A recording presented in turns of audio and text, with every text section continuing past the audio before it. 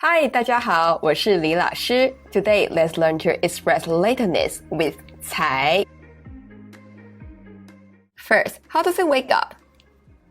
起床，起床。So, how to say, he woke up at 9 o'clock today? We will use the structure, right? 他今天9点起床。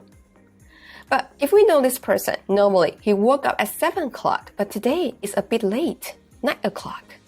So we will use the structure, subject, time, 才 plus verb phrase. 才 means something happens later than expected. So the sentence will be 他今天9点才起床。他今天9点才起床。Let's see another example.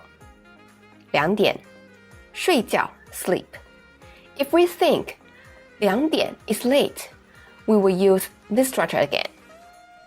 他2点才睡觉 because 2点 is later than our expectation. So now we know 才 is able to express this meaning. Let's focus on time. So we can use a time of some sort. What does this mean? Not just a specific time of day like 9点、7点、2点.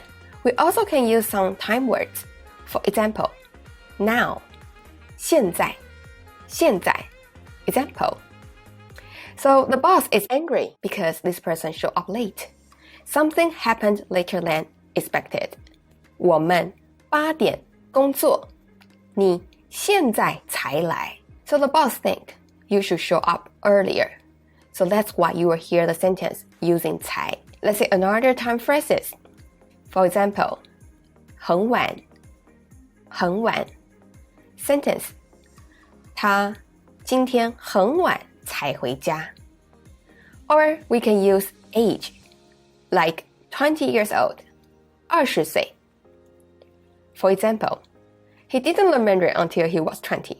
他20岁才学中文。It's a bit late.